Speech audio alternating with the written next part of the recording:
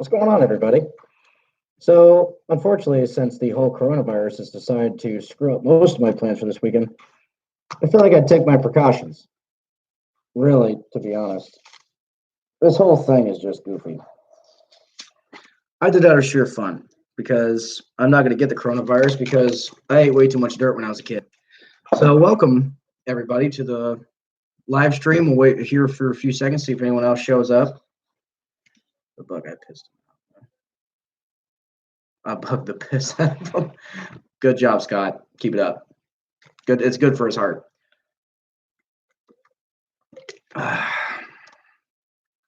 So, how is everybody? I don't really expect many people to hop on here, but we have 400 subscribers. I'm greatly appreciative of all of that. I really, thank you everybody for subscribing to this channel and being part of the Madhouse. So really, I'm just here to answer questions, chit chat for a couple hours. Really, to your guys' heart desire. I'm an asshole in someone's mind. Well, that's everybody, no matter who you are. You're an asshole even if you know you're not an asshole, or an asshole and you don't think you're an asshole. I've said asshole so many times. Curtis from San Diego. Nice to see you again. How's everything going in the wonderful state of California? Oh, 4 people. Oh, I'll be damned. We might have a crowd tonight. Okay. Not a sponsor. Hey, Dresden. Glad you came. Oh, I'm gonna put my phone on silent because I know this thing's gonna go off every once in a while, so I'm not vibrating the table. Hey, Lunar, how you doing? Let's say, you got any cool stuff going on in your channel right now? Curtis, I'm an incredible asshole, aren't we all? I keep getting Lady Gaga ads. From here? You're getting ads? I'm not seeing any money from that. I'll have to talk to somebody on that one. But let's see. I don't know how long the delay is. It annoys me, but how's the sound? How's the video? Everything good? Everyone kosher with everything? So no, I did pick this up because I did need, a little bit of hand disinfectant. It's way cheaper than any kind of thing they have. Lasts longer too. Dual purpose. No, I had to do a brake job tomorrow, so I had to pick it up anyway. But though, 1 second. Yeah.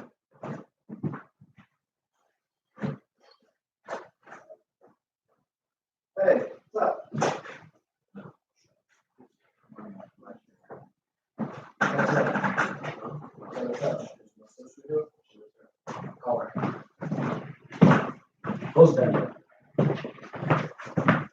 Alrighty, I'm back. Sorry about that. There was a knock at the door. Where are we at? Sounds good. Thank you, Lunar. When I go to watch any John Deere Model M tractor. Huh. Dresden, it's Billy. So, works as a dental antiseptic. Yes, just a little bit of mouthwash. That's all you need to do. Spray it in your hand. Perfect. But yeah, sorry about that. They answered the door. Ari, thank you for coming. Great to see all you guys here so far. I didn't really expect 6 people. So what do you guys want to start out talking about? Because I'm here to please. You can come in, good Lord. Jesus, Billy, Christ wept. You can go. Like they can't see you, goober. Yeah. Friends, gotta love them, right? Yeah, they can't see you at all because the stairwell is covered, so you're good. Like,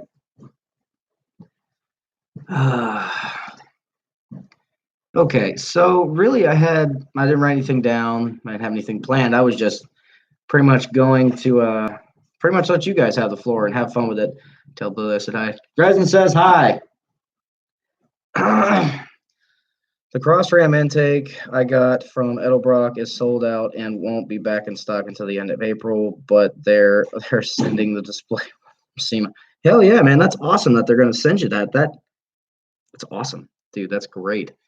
And that's going on the LS you're putting in your Buick, correct? Snorting brake clean. I've been for a while. Inhale inhalants are like trailer park caviar. Well, caviar. Yeah, pretty much. Cleans your sinuses. Yes, it does. It keeps freezing on me. It's weird. Classic Ride Society. Good seeing you, my brother. You think they might cancel Power Tour with this crown virus? I don't know. Curtis, my next project right now in the works, it's frozen here as well. Weird. Um, says it's still going. Um, hopefully she pans out. Christ. It's 100 megabyte internet. It's the best internet I have around here. Curtis, to answer your question, actually, the D100 we're going to put the 318 into. I want to do a video that has a base concept of someone who just bought their first truck or car that has a six-cylinder in it, because the six cylinders go for way cheaper. And the concept is to find out how you can get better fuel economy, because you want to put, say, if you want to do a V8 swap, and you don't have the cash right now, but gas is nickeling and diming you, and you don't want the truck to sit.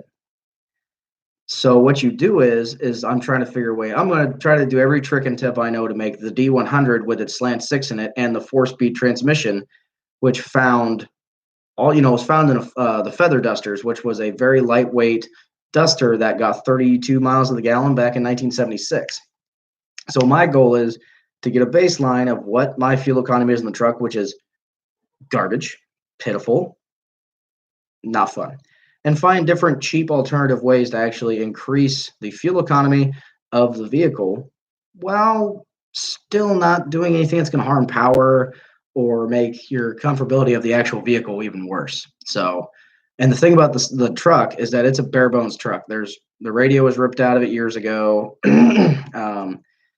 It's the it's the OD833 A833OD four-speed, which has an aluminum case, which was lighter than the big burly four-speed. What wasn't overdrive, it was just the A3 or 833. So my goal is to make the truck more economical before I actually yank the engine out and reuse the transmission in the engine. Okay, let's see here. My single barrel does all right on gas unless it's really hot out. I've rebuilt mine and it's not good. Let's just say that even when I drive it like an old man, Sunday driving Mrs. Johnson, barely going down the road and barely touching the gas. Skinny pedal doesn't exist. It's just kind of a thing. It's not good. So went to Missouri yesterday, and I was at my grandfather's old farm. Oh, really? Anything interesting at the farm? Back. Thank you for coming back, Lunar. Thank you for sticking with us. Yeah, it's going on the twin turbo S. That's a good project. I love those big boat cars, like the Buick body styles. I love them. So you're in the green with me, brother, because I am the guy that takes in bastard case big burly cars like C bodies and anything like a Caprice from the 1969, like late 60s big body cars. I like them. And thank you so much on 400 subscribers. How are you doing on yours? Are you doing fairly well on subscribers there, Lunar?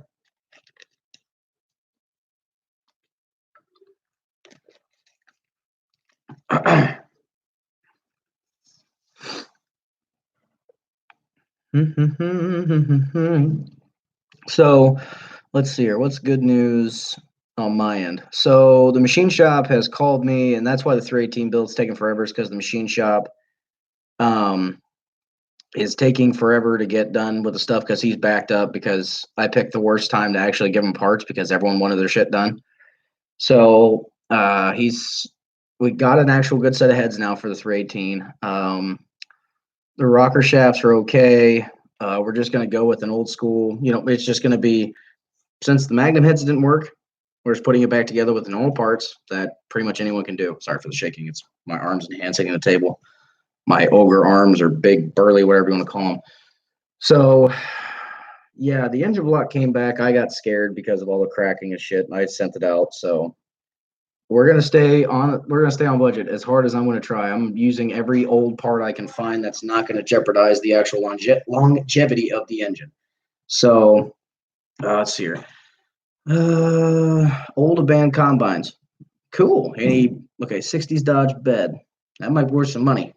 But gas is so cheap right now. Ain't even worrying about fuel economy.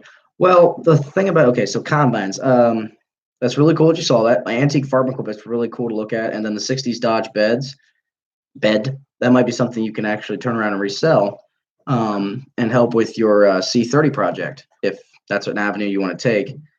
Do you think the gas will drop even more because of the coronavirus? I think, well, the Dow's back up, so I think everything's going to start moving its way back up in the next couple of weeks. I'm not an expert in the economy. I tried to invest in stocks and I did very well. Nah, the bed's right all the hell. Well, you can send the taillight housings and everything like that. You don't have to be stealthy. Calm down. It's okay. But the thing about gas being cheap right now, that's the perfect time to actually do the test because it's not going to cost me a lot of money to burn. Say I do 15 different tests, that's 15 gallons of gas. That's still, you know, at this price right now, it's like $30. And I rather do it at this price than any other price because that's less money I have to spend towards this. So, yeah, it, uh, once again, like I'm very budget minded because I grew up where I had to earn everything. So I learned different ways to budget myself and make money here and do everything the right way and still try to optimize the cash flow that I can use. Because, not much was handed to me when I was a kid. I was taught that, value the dollar, value everything that you've been given and cherish it, not just throw it away. It's a throwaway society nowadays, and I was raised in a rebuild it, fix it, you know, kind of generation with my dad and my grandfather, my mom, and all that kind of stuff. So let's start here. What's up, Lunar? Thank you, Scott, for acknowledging him. Do you think gas drip? Nope, I already talked about one. Now the bed is rotted all to hell. Oh, sorry to hear, brother. If there's any trim pieces on it, someone might need those. It's junked. Good point. Thank you, Classic. If you guys like looking at like old cars being walked around, go to Classic Ride Society. Like he's going through junkyards in Texas, correct? And he's got all of these classic cars that are just unfortunately sitting in the junkyards and everything. There was a D100 that looked just like Shelly. There was, Monte Carlos. There was anything under God's green. There was even a '72 wagon just like mine that's sitting that was sitting in the junkyard. And he actually snagged the 440 and the automatic out of it. So at least he saved the power plant. So thank you again on that, Classic. Let's see here. It used to be a hay baler. It's used as a hay baler right now. It's kind of busy. Okay. All right. The traffic down here is what ruins my gas mileage. I've driven that truck to Mexico and back a few times. It really doesn't make much use. It really doesn't use much gas unless it's really heavy traffic. Well, that's the thing about me is with where I'm at, there is a shit ton of highways. I'm like, there's country roads, which I love. It's absolutely awesome. And then there's also a lot of highways, US 23, 270, 71. And on my way to work, I see it all the time. So that's the thing is that I'm going to start, with it's going to still have the plastic factory tank in it, but I'm going to make a switch where I can actually switch it over to a different like unit. So I can make sure the floats are full and everything like that. So I'm not cheating any kind of different test, making something look better. I just want to make sure the truck is running, hit the switch, the lines are full, and now it's just going to go.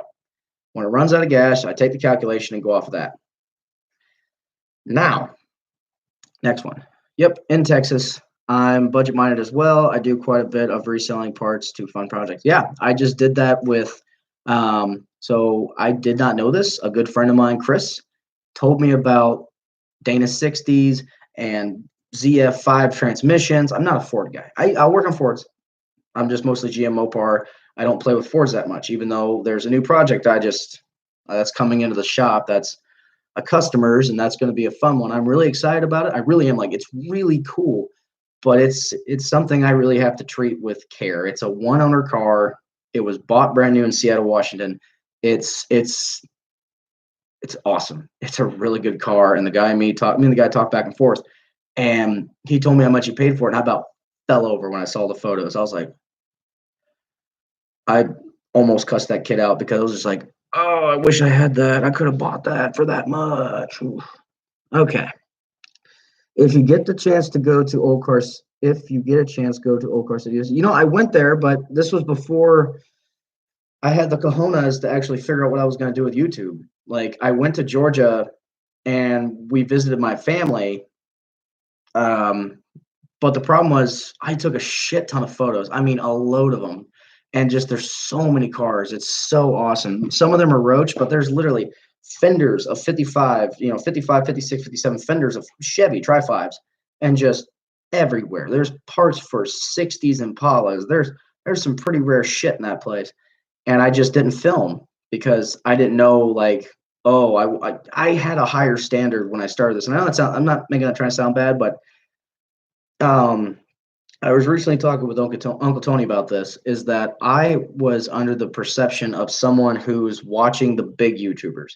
I watch gaming, I watch, car stuff, I watch everything, a very mixed bag of just content I watch. And it was just like, oh my God, I have, and I paid decent money for a camera, and I got humbled quick because you think, oh, it's this and that and the other. It's going to be easy. No, YouTube is not easy.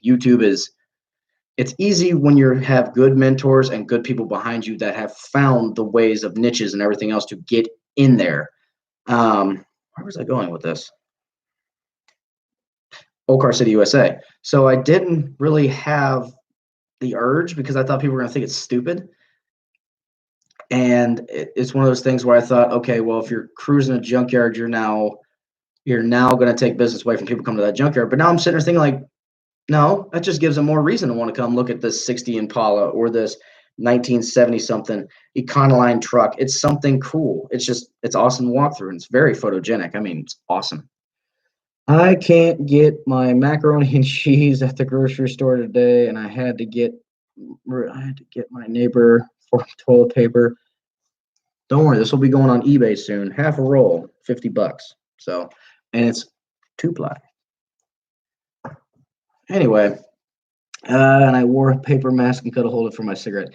Yeah, I don't like to smoke on the channel, but I do occasionally when I'm drinking and also when I'm actually stressed. So I try not to smoke on the channel because really that would probably slow the process of the actual videos down even more.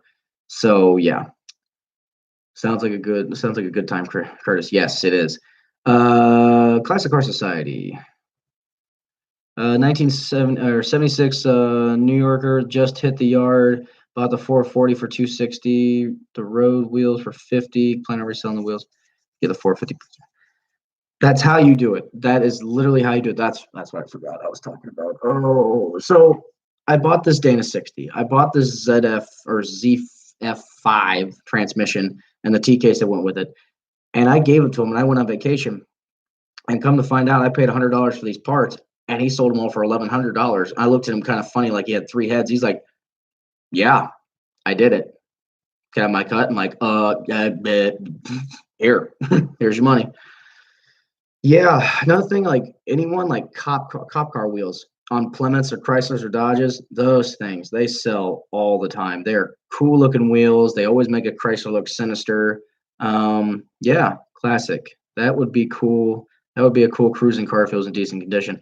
I think the thing about it is any C body, so like Bottle Rocket. I know I'm referencing to different channels, and people are like, don't do that. Talk about your channel. No, Bottle Rocket, I think is a slick looking bitch. It is a mean, dirty looking a car, and it's meant to either A, drive people around or go fast.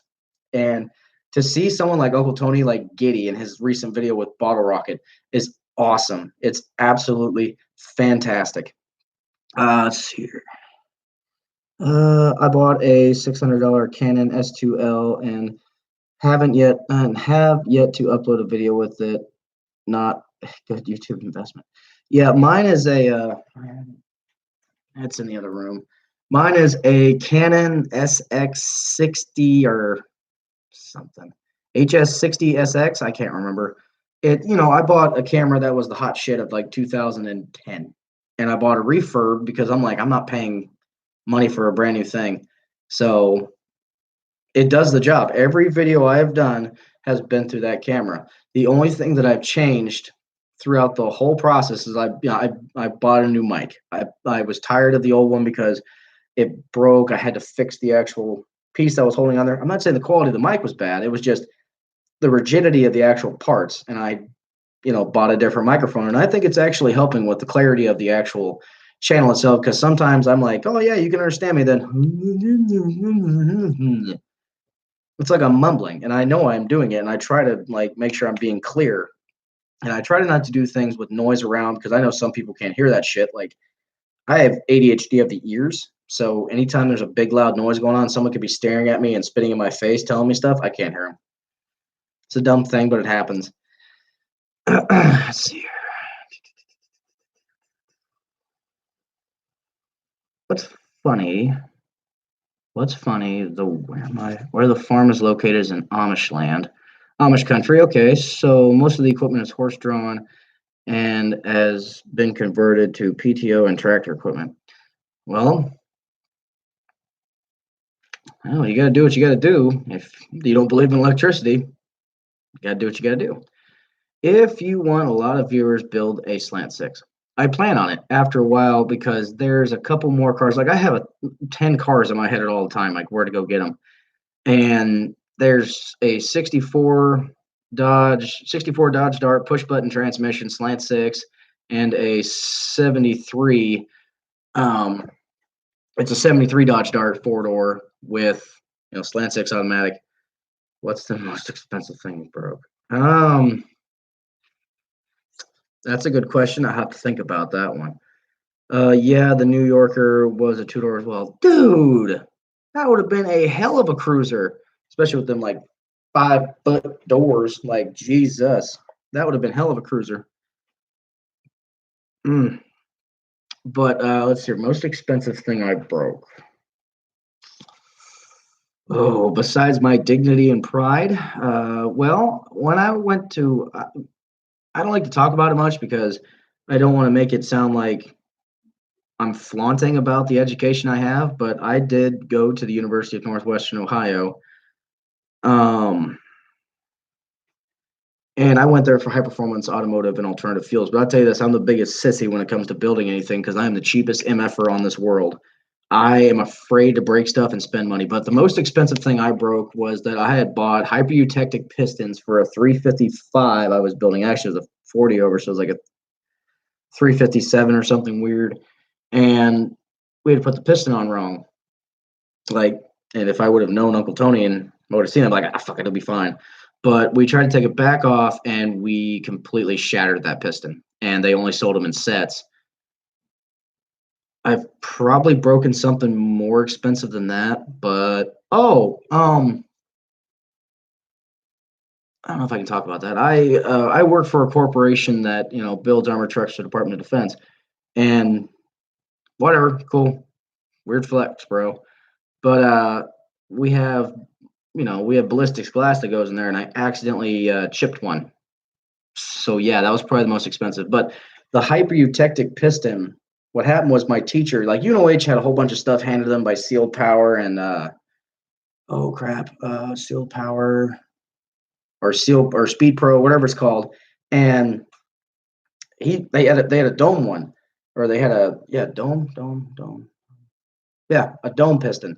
And he actually took and put the piston inside of a mill and milled it down to spec where it was perfectly flat all the way across and didn't take off any material, because all the dome piston was that added a material onto a flat top, because mine were all flat top, hypereutectic, small ring.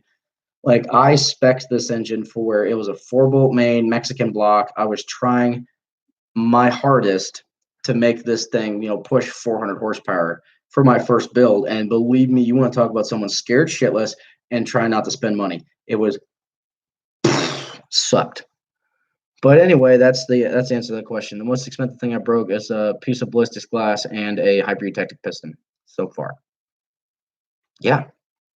Let's see here. My great grandfather was the man who could take was a man that could take an '89 Chevy and make it into a tractor with a 454 V8. Very good man. Like that's awesome. That he was very innovative and he was able to do that. Curtis. That's your girlfriend's heart. That was the most expensive thing you wrote because you invested a lot of money into it, or she cost you a lot of money after that? You build armored cars for toilet paper drivers? Nope. I don't. Not yet. We're waiting on Cottonelle and Kleenex and uh, Charmin and all of them to call us, and we'll be waiting. Just be like, okay, we'll do this for you. But yeah. Oh, Curtis, funny guy. Mm. I'll tell you what, everyone's buying toilet paper and everything under the sun. Mm. About toilet paper, and I don't think even the coronavirus has any kind of like shitting yourself symptoms at all. But yeah. Hmm. Anyone else?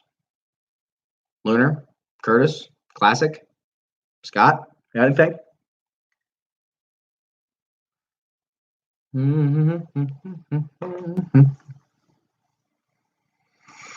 Once again, I just want to make sure I thank every single one of you for subscribing to the channel and doing all these wonderful things, like actually sticking around. I think the thing I like the most is people that are actually honest, and they'll talk in the comments and say like the video, hated the video, try this, try that. Like, I'm not going to be able to do every single request because that's just going to be this, that, and the other. So, hey, TNT Racing, welcome, brother. But it's just one of those things. Like, if I can improve on it, and I see a massive group of people like, oh, I don't like this. Oh, I don't like this. Oh, I don't like this. It's like, okay, now I can see where I need to fix something. If someone's like, I don't like this, and then 10,000 other people are like, bueno, then I'm not going to worry about it. I'm trying to improve myself so I can make the channel better and to make your entertainment purposes better. Next, Scott. Yeah, my 1939 John Deere Model H has seen my great grandpa's treatment. It's better than no treatment at all and rusting in the ground, so he saved it. Classic. Bastards are gouging it on marketplace. Yeah, everything's going to go up. Like right now, even though we have cheap gasoline, we're going to hurt. We're in Ohio right now. We have a ban on no more than 100 people at a gathering in a single room. That's banned. Dumb. Uh, they're going to cancel schools after spring break for 2 weeks or more, which is going to take parents away from work, which is going to take productivity away. Parents don't have PTO, that takes money away. There's just a lot of stuff that is just it's domino effect. It just starts with a little guy like this and just keeps going bigger and bigger and bigger and bigger, and it's not going to be good. All right, next one. So, what's up, guys? I said that. Hi, TNT. Nice to see you, brother. Am I honest? I mean, so far you have been. Like, if you're gonna bullshit me, all you're bullshitting yourself. Like, oh, your videos suck, even though it's great. Okay, thank you. Hey everyone. Let's say, hey, enjoy your channel, Russell Finch. Thank you so much. Wonder how much skill is lost with modern cars and dying off of old school. I would say a lot, because even though it's antiquated technology, it does still apply to modern cars. Like, all an engine is an air pump. Really, if that's all it is you're using a fuel to ignite it and pull it down, and it's pushing and pulling air. That's it. But with carburetors is that, yes, we've now given you more creature comforts. Yes, you don't have to rebuild the big fuel dump or anything like that. Yes, you have to do this. Yes, it's so much easier. This, that, and the other.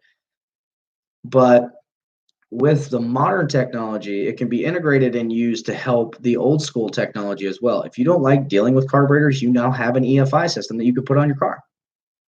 It's a convenience. I'm bullheaded and a gluttony for pain, so I just like working on old cars because they're very simple. They're very cheap if you're actually using stock parts, and there's so much of an aftermarket. Like, yes, there's fuel injection, there's turbos, there's everything for any car, so long as you can find it. But with classics, they've been around so damn long, and so many people know about them. There's so many parts for them. Granted, with the old school guys, like some of the things, like I didn't know about. You could put washers. Don't about say you watch my channel. I can't complain. Yeah, I like your channel, Scott. But the thing about it is, an old timer told me about how you can put, you can take washers and then kind of make them look like this and put them on the rocker shafts of Mopars, and it'll help you with stability and everything like that. Haven't tried it, but they actually do sell pedestal pieces that actually lift the rockers to actually change the angularity a little bit and help with that RPM curve and everything like that, which I thought was cool. And the stuff just dies away because parts are way cheaper in the eyes of how much it costs us to do stuff nowadays, but it was there and they just blows up, it blows up. We found something out, let's building again. You can't really do that nowadays. You're better off just to buy a new one. And at that, that's $1,300 just for a rebuilt pokey 350 that does nothing. And then you're not wanting to break it again because money's tight. I mean, if you were an R&D kind of corporation, you had all these engines sitting around, you're learning a curve for someone else, but for someone else to learn and have that backyard mentality, that's what helped us with hot rodding, was that they learned stuff from the war, they learned how to modify stuff and fix it on the fly, and then they applied it to cars. So I thoroughly love and enjoy the classic cars. Like, there's nothing I got the bug when I was 10 and I hasn't left. So yeah, it's beat to hell. It's been hacked together with all kinds of parts from other brands. Does it still work? If it works, bueno. If not, you can fix it. So you always got to believe in yourself. My view on my view on my YouTube content. I do what I love and film it. If others like it, that's great. But I ain't doing something to please others.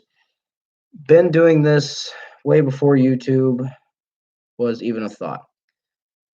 That's the biggest regret I have, is that I didn't start sooner because of all the shenanigans that I could have done in college. Like, we bought 2 trucks for $500 and we sold parts off them. We got them running. We did burnout, shit like that. I just didn't think it was worth my time. And now I'm doing it because I just like entertaining people. I like talking. I like seeing people. I like just learning. Like, learning how people tick, I enjoy it. Like, I get to know you. I can meet you. I can shake your hand. I remember your name. It's like that kind of stuff I like doing. I'm old. I'm very old school. It's, uh, you know, yeah, but every channel is meant to have their own style. If we all tried to act the same, then no one would improve and no one would fail, and we wouldn't learn from improvements and failure. So, having your own style and flavor is definitely a way to look at it. Old school all the way. TNT Racing? I agree. My grandpa has a 350 in his knuckle boom. Knuckle boom. It's got a crack block. I told my grandpa it might be a 350 from cracked block. Well, it's the cracked heads from 77 to 79. If you take the heads off like any small block Chevy because they thinned out the castings, I learned this from an old timer. He said you might as well just throw them away because, and I'm not saying go and check them, but if you get an engine from 77 to 79, they thinned out the castings on the head to save weight because they had their, pants around their ankles and everything was going to shit. So, yeah, it's just a bunch of goober ass shit, and it's just something to learn because you got to be wary. And with those years, you can actually see it going from the actual combustion chamber into the water jackets or into the water ports or coolant passages. There's the words I'm looking for. The block cracking, that could be a mess of things. That could be poor casting. It could be overheating. It could be neglect. It could be a hit. It could have been something weird. It could have been PFM. So, so what do you guys want to see out of this channel? Like, you see my style and you kind of, well, I wish I could do more videos, but waiting on parts, waiting on time, money, stuff like that. But what are some things that you want to see? Because I'm here to entertain you with my style. And that could be boring as hell, like this live stream, but you and Uncle Tony Griffin A. McDonald. Hey, thank you so much. You and Uncle Tony's Garage are amazing for the 318 build. We're trying.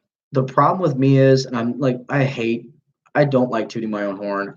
I despise it. I don't like it. It drives me insane. I'm the kind of guy that just I try to do things and then I try to pass on the knowledge because if I know I gloat and I be an ass about it, it's gonna blow up in my face and they're just gonna look at me and go, how's that going for you, smart ass? There's no point in that because then I feel like a dick and now I have to go pick up a mess. I'd rather be humble about something and teach someone how to do things. The 318 build, I would have built a 360 if I got a V8 Mopar for $50. Like that engine was purchased for $50. I pulled it out of a 1987 W100 or W150. And I wanted the 4-speed because I wanted to try to convert, I wanted to find a V8 bell housing, but a good friend of mine said, well, you can't do that because the MP435 and the A833OD have a different this, that, the other, yeah. It was not pretty. I was like, oh, well, I got a V8 and a 4-speed I got to sell now, so great. So, yeah. What I'd like to do is after I get the Crack House done, if you ever seen that series before, the Crack House, I'm going to be fixing that so I can actually do projects out of it. And I want to do like quick flips so I can show you like what to look for, what's important, and how you explain to the customer or the person that you're selling it to how to fix it or why didn't you fix it. So yeah, that's because when you buy something and you get just getting the shaft and getting fucked over, it's not fun for you. So why would you pass it on? My adage in life. Okay, so a knuckle boom is a big grapple. You put logs into a log truck. 350 engine is what supplies the hydraulic pressure and the to the. Okay. Something I learned today. I might have seen the knuckle boom before. I just never put that name to it. My adage to life is I have it passed on what I haven't or hang on. My brain's dumb. I have passed on what I have learned. That's why we have grandparents. Yes. I want to see Heidi more or see more Heidi. She's only been in one video, I do believe, so she just seems like a nice kid. Yeah. Most people hang around are very nice. Yeah, she just enjoyed walking around playing with the camera because she never got to play with a more modern camera. She just played with her phone, so she was enjoying her day because she got to play with the camera. I think John Wilbur has a smart ass to me one time. I think John Wilbur has a smart ass to me one time. I mean, John, Ari, and Fubar. Like, I just like to see Fubar not just axe people, just like tearing them a little bit, just to give them the beans, just to fuck with them. Like, that's always fun, just watching Uncle Tony's live chats because people are trying to be douches and put propaganda up for all of the different candidates that are going around. I don't care about it. I know where I stand, and I don't need to tell you where I stand because you have your own fucking opinion. You don't need mine to. No, we're not doing that game. Like, that's just a headache and a half. But yeah, and originally I was going to do this live chat or live stream tomorrow, but I did not want to clash with Uncle Tony's garage because that's rude. And I was not going to do it again because I saw DD Speed or DD Speed Shop had theirs going as well. But I'm like, I can't do it any other day. I can't go back on Friday because I was in Cincinnati at the Rheingeist Brewing Company's brewery for a wedding. And we had free beer and everything else. And sorry, the hotel had potato Wi-Fi, and I was way too far gone to talk about anything. So yeah, that's why I'm drinking a nice glass of tea or bottle of tea. So yeah, I asked if anyone can see me, and he told me no one can see you. You get out of here. Really? Doesn't sound like John. Huh. Well, maybe he was in a mood. Who knows? But yeah, John, Ari, and Fubar are always fun to have in the conversation because they like to give information, rib people, and if needed, they give them the axe.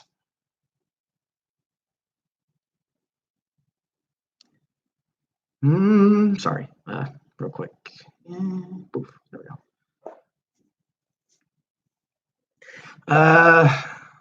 So what engines do you guys like? Like, just talk about it. Like, do you like Mopars? Do you like GM? Do you like Ford Moco? Like, what do you like? Like, what is your flavor of, you know, engine, classic car? And also, if you know anyone that actually likes the channel, this is the one time I'll propaganda anything with my channel, is if you like the channel, what you're seeing, please tell your friends, please spread the word. I'm not going to say it in every video. Please like and subscribe, because really, who the hell ever listens to that? But if you know someone that likes this stuff, just poke them, share something, just like, hey, check this asshole out on YouTube, like stuff like that. He sounds kind of like ass to me. I don't like to be an ass to anybody, but it seems people like to be an ass to me. Well, sometimes you have to be an asshole back because, fight fire with fire. But maybe he was just in a mood. I'm not going to defend him because I know the guy through chats. I haven't personally shook his hand or met him, but because I can't read somebody through through a screen like Skype. Cool, I can see you, but it's just like, okay, what's going on here? Kaylee Arbra for president. Oh, Lord. Curtis, don't start. Let's see here. Being honest, no fan of the cylinder. No, a fan of the cylinder. If I get one, it gets pulled. 6-cylinder. Okay, thank you. I was like, oh. Yeah, the thing about the 6-cylinder is that I'm cheap, and if it's something like Shelly that I didn't plan on, I wanted a V8 in the truck all along, but I'm such a cheap ass and such a scaredy wuss about doing some things, is that I'm okay with her being more fuel economy because I can drive it to work and not, drive 38 miles or 50 miles for the day and just look at it and go, ugh, fuck, I gotta fill it up again. Because that thing, it just one barrel, slant six, shitty gas mileage. Doesn't charge either. I don't know how, but it does look like someone took a bunch of Fruity Pebbles, digested, and puked underneath my hood with the multitude of different colors and splices and shit like that. Tape, check, alternator, ballast resistors, check them all. Perfectly fine. Doesn't charge. Don't know why. Very angry. Let's see here. Scott. I like the 5.9 Cummins and the 360 Magnum. Yeah, they're all good engines. The problem with the 360 Magnum is that they have thin heads, but that's any Magnum engine, I've come to find out. So yeah.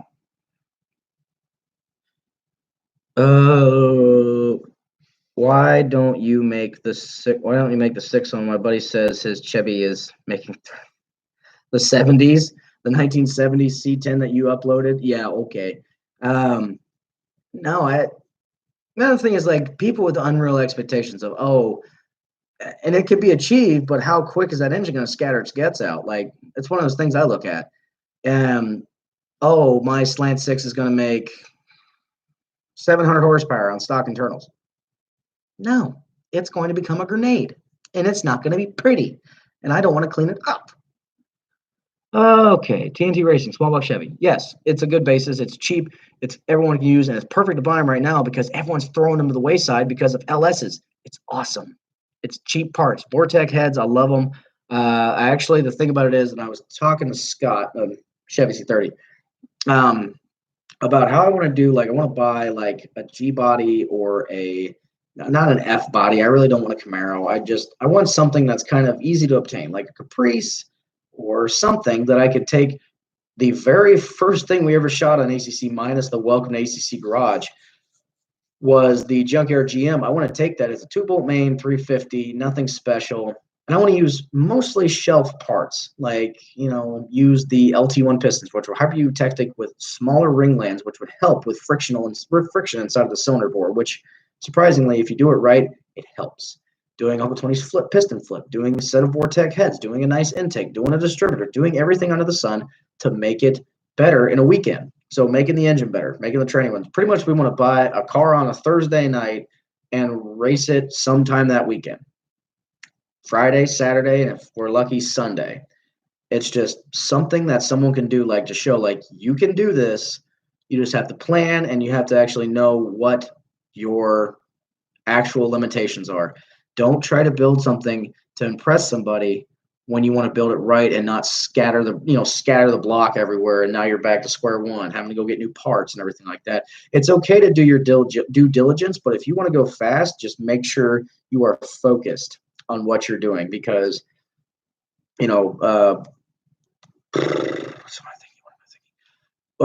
cleanliness is godliness when it comes to engines. Like, yeah, you can say you put a sloppy engine together and it's running for your daily. Cool. Racing application is a little bit different. I do agree with Uncle Tony's Garage with the, people build engines to very tight tolerances, and it's just like, oh shit. He actually said it correctly when he was talking about how with engines being broken with heat cycles, they're perfect for doing nitrous or turbos or anything like that, because they've now worn themselves into a groove where they're actually fine. And the piston rings have self-clearance themselves, if you want to, the piston rings have self-clearance themselves. So it's just, I lost my train of thought. I'm so sorry.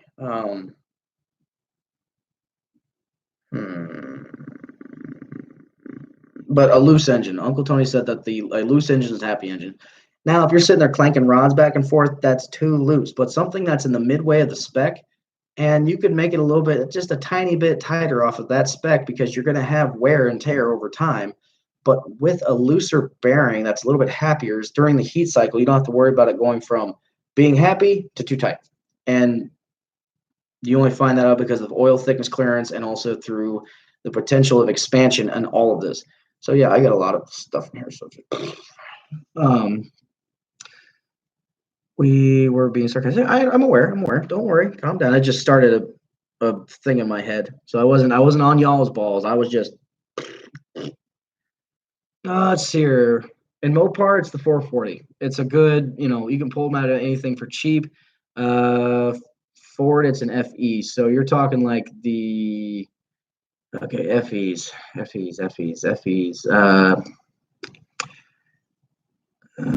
The 460 was an FE. The 360 was technically an FE. 390 was an FE. The 252 was technically an FE, wasn't it? I think so. Chevy, it's gonna be LS. It's here. It's gonna be an LS. Put one in my Monte Carlo. Never looked at the first generation mouse again. Well, that's awesome. Now, this is funny because I actually found this from a meme. It says, "Come with me and you'll see a world of OSHA violations," off of Willy Wonka's Chocolate Factory from 1972, 71? Can't remember. Let's see here. Aussie Baca motor. Is it Barca? Whatever it's called. Have you seen the Ford? It's a really fast factory 6-cylinder turbo. So Russell, do you have motor turn on demand? I'm not trying to pump these guys up, but Tony Angelo and Lucky Costa actually did something on the Barra motor, and what they did is they took a Chevy 4.2 inline 6 out of a Trailblazer, and they were giving those motors a fighting chance. So I would check that out if you have access to it. But it's pretty cool to see that they're taking a GM straight 6 and pretty much going up against one of the biggest hot rod engines that's used over in Ausland, where all the Kiwis are at. Right, Russell? Chevy C30. The Ford I like is the 351 right now. Yeah, it's right now. Yes. The 351, the Cleveland and the Windsor, they're all good. They're all good engines. The Cleveland was the 4V. There was one cylinder had for the 351 where they actually had just like a big block Chevy, a splayed kind of thing. And hopefully I didn't piss off Russell too much. Yeah, I know you're an Aussie, not a Kiwi. I've met a few different Aussies and Kiwis, so just don't take offense on that one. But they're like a big block Chevy. They're kind of off-centered. Let's see. 318 from Mopar, because that all I know, and it's so gosh darn cheap. Cheaper, happier wife. Yeah, saving money does help a lot. Yeah. Oh, I'm glad you laughed. Thank you, Russell, for laughing. There are some Aussies and some New Zealanders. So Aussies and Kiwis, they get really PO'd if you call them the different one. Like, we don't sound alike at all. We sound different. We sound like this. It's like, you guys sound the same. Like a guy from Canada and a guy from Maine sound the same. Well, we're actually French Canadian. Can't help you. Sorry. Let's see here. 427, 428, also FE. Thank you, Classic. Wasn't the 429 Boss also a FE? That was a hell of a motor. That was exhaust or intake ports like humongous. That thing knew how to suck some air in. My buddy 70 K20 is a death trap. I own a 75 Pento with manual steering, and this is what it looks like trying to drive down the road straight. Yeah, not fun. It reminds me of Slave Lake, but Chevy, not a Ford. Yeah, kinda. Except Slave Lake was a OBS 7.3 little whore that would take anything and drink anything. So, yeah, I got no wife or kids, so I can live a happier life with more money to myself. Oh Lord, I'm gonna leave that to myself because I think my girlfriend's actually watching this, so I'm gonna reap hell later. Here, 429 and 460 are different big blocks. Thank you. You're educating me. Thank you. My Ford buddy was here to be smacking me in the back of the head, like, no, you know this. Stop it. Griffin A. McDonald. What's so funny? The Russell thing or the classic thing? Once again, 10 people. I'm really shocked all y'all are here. You guys have any questions about what's the plans for the channel? Yeah, thank you. Do you guys have any plans for what's going on with the channel? What's coming in the future? Like any dumb question you just ask about me personally, I'll answer everything to its full extent. That's not gonna, push past boundaries, to be honest. But I'm willing to answer any question like, how much do you weigh? Fat. I'm fat. That's about it. But no, I'm here to please. I'm here to answer questions. We're here to talk. We can go for an hour. We can go for an hour and a half, 2 hours. 2 hours is the cutoff, people. I got to get up in the morning and clean a garage because get a little cramped. I was going to sell a whole bunch of stuff and do a video on a swap meet. Swap meet this weekend, but unfortunately the coronavirus decided to kick me in the dick. Hard. Very hard. Sucked. Let's see here. David. This wiring is shit. Rocky. We know a thing or two because we've seen a thing or two. Yeah. If you don't know who Rocky is, he was a little friend, little raccoon friend that decided to live under the hood of the wagon. And I did not expect him to, I didn't expect him to appear. And he did. And I was just like, oh, okay. So I had to push him away gently.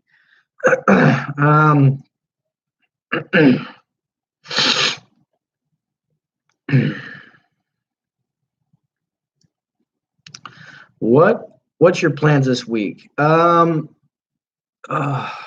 tomorrow I'm going to try to shoot a video for Sunday and have it on a Monday. I try my hardest. I'm trying. Some days it is a pain in the ass, I'm telling you, just to get motivation to get up and go do work and do stuff for YouTube. Because you come home and you got a 45, 50-hour week and just work, and then you're trying to do stuff for your classics and you have to find time, and by the time you get home it's dark. The camera that I use, my phone even, it'd be a pain in the ass to get any kind of video. So I'm gonna try to find something. I might go work on the wagon tomorrow just to get the alternator off because it needs to be rebuilt, or test the alternator. It could be a stone dead battery that's giving me problems because I tried to take my girlfriend on a nice romantic whatever. She's never been to a drive-through. I haven't been to one in years. So the cool thing about the wagon is that all the seats fold completely flat down all the way to the front driver's seat. So there's a compartment where you can put your feet when you're sitting in the back bench. So I hid blankets and popcorn and everything under the sun. Didn't tell her. I said, we're going to go get parts for the wagon. I want to drive the wagon. Got in the car, went. And we got to the part where we're almost to the drive-in. We're 100 freaking yards, 100 feet away from this place. I was pissed. And I told her, I said, I'm not going to tell you where we're going because this car will hear it and it'll break down. My words exactly.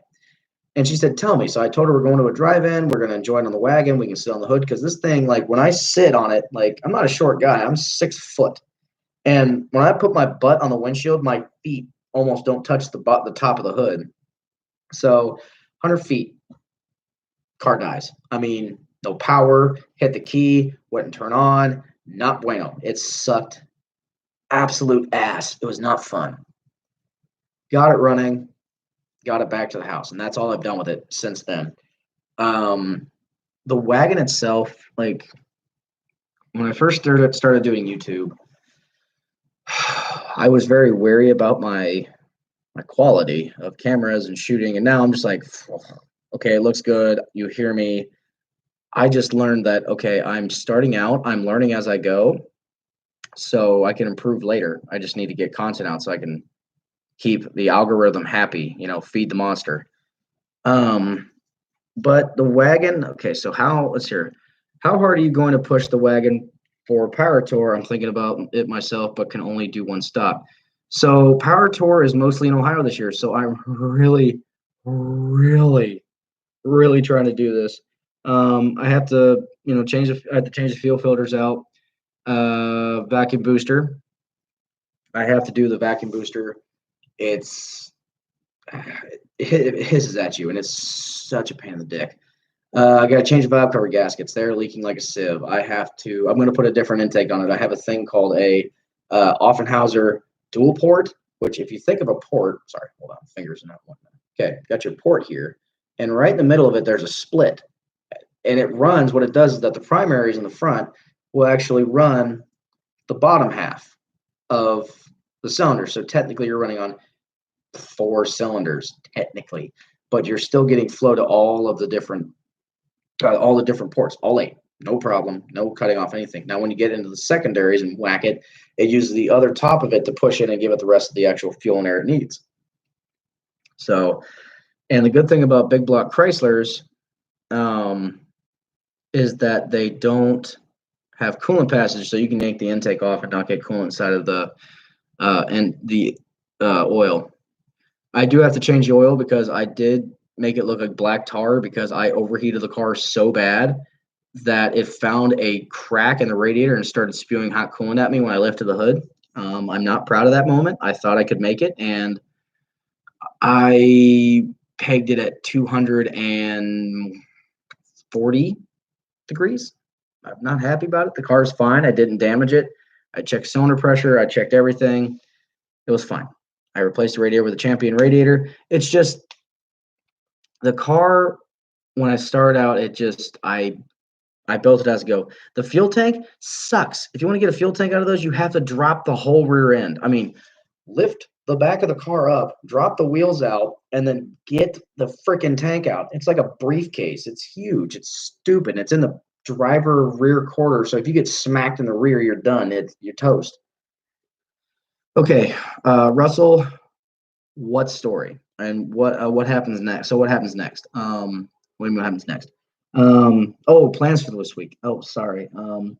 Monday, Tuesday, Wednesday, Thursday, work. Friday, I don't think I have anything. This weekend, I don't have anything yet, but Monday starts. It always just starts, packing as much as I can. Taking off. Griffin, thank you so much for showing up. I'm glad you enjoyed this. I'll keep with the next video. Probably see you guys at Uncle Tony. Yeah, I'll be at Uncle Tony's. I'll be there. No problem. You guys are a great guy. He actually took 45 minutes out of his day, and he actually called me, and me and him went over some things, and yeah, it was a great conversation. Very surreal. Like you're used to seeing a guy on a screen, and then you hold the phone and you hear the same voice. It's like, oh shit, this is real. Rocky's lucky, or I would have. Yeah. So the thing about it is, with I'm not going to shoot any kind of metal object at my car because finding parts for that damn car is like it's a pain in the wiener. It happens, but it's not fun. There's 2 of them sitting in Oregon at Wildcat Salvage. So I can get fenders, doors, trims, stuff like that, but shipping would be murder. I was going to do Good Guys Car Show today, but the weather sucked. Yeah, Ohio got nailed too. We got sleet, snow, all kinds of trash. It was not fun at all. So, yeah.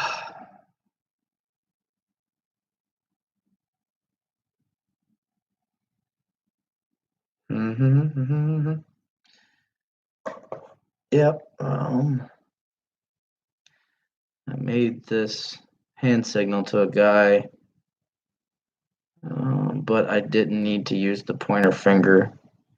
Same odds of, let's say, the same odd reason they flipped me off. You know, the funny part is that they have the emoji for this. It's a finger. Oh no, I'm offended. It's a finger, people. Okay, like just tell the guy to go break it off in his ass. Like, don't need to spend your energy on that. You know of Pete from? Know of Pete? No, I've SWRNC. No, never heard of that channel. What do they do? Classic. It would be good with this. Some of that Crown Royal Peach would be really good in the tea, but I don't have any right now.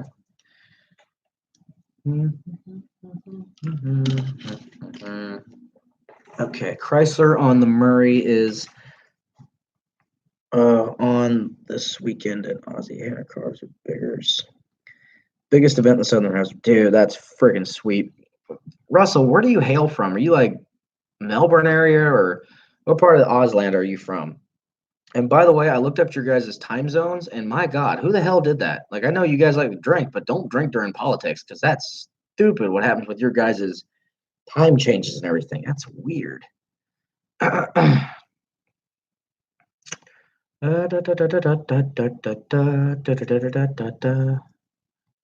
Oof. Melbourne. Okay. Yep. I have a friend. Her name is Jess. She's actually from Melbourne as well, and she does a bunch of singing and stuff like that. Rob Call. My Corona. My Sharona is another one too. Hi, Rob. Good to see you. Let's see. See if I missed anybody's thing. Now, Russell, were you talking about my week or are you talking about something about the wagon stories? Because you have to understand, like, my brain is here, gone. It's absolutely just. But yeah.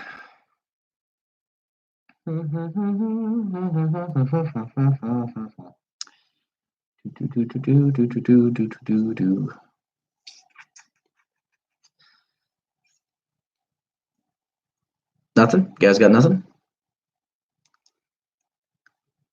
I got my car. Scott, that's awesome. He has a classic car paint and body shop. Just thought you had have heard of him. His other DIY channel, or his other channel is DIY Auto School, and has over 100K subs. Fantastic. I have a, put it on my phone. I'm just gonna take a photo of that, just so I. Oh, that's my face. That's scary. Switch, and done. Scott, I can't tell you if you're a good singer or not. You never finished the story of the driving. So I had to call my mother, who had my pickup truck, and she had to come with my stepfather. They went home in another car and left my pickup just in case we couldn't get the thing running. So we jumped the battery, and all of a sudden the car is running just fine. Like, what the hell? So I have the radio on just a little bit because the radio works in the car. Everything works. Like, I don't think there's anything that doesn't work besides, it staying running. So we jump it and I start driving back. It's dark now. We went in my truck and we watched the movies, and it was Scary Stories in the Dark and It Too. And we watched the movies. We enjoyed them. Actually, we missed the first one and we went to go see It. So it was awesome. But the thing about it is that I was driving back to my buddy's house where the car lives because I don't have enough room in the house I'm currently in. But I was driving and we almost got there. The car started dying again. The radio was fading. The lights in the dash were going away. The taillights were going away. And we pulled over at this gas station that was probably 2 miles away. And another thing I found out while I was moving around trying to fix this thing, getting all pissed off, just like, what is wrong with this damn thing? I found that cylinder 8 and cylinder 7 have been disconnected on spark plug wires. Yeah. So I was driving a 6-cylinder. Holy crap. I put both those back on, that engine woke up. It was so happy. And the reason I say that is because when I jumped the car again and I said, screw this. I'm not gonna, you know, I'm not gonna wait. I'm getting to my buddy's house. I don't give a shit if I gotta coast all the way there. Uh Gaja TV. Hello. Welcome to the live stream. So I'm flying. Like I barely touched the gas pedal. And hey, David, welcome, brother. Hey, Dave, congratulations on getting 400. You are getting there, man. I'm trying, dude. I really am. But I'm gunning it. I'm going 80 miles an hour in this big green booger tank, and it's just flying. And my girlfriend's right behind me in my pickup truck. And I got to my buddy's house, and I saw a state patrolman whiz by, and I'm like, whatever.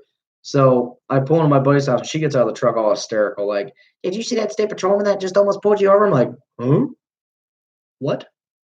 What are you talking about?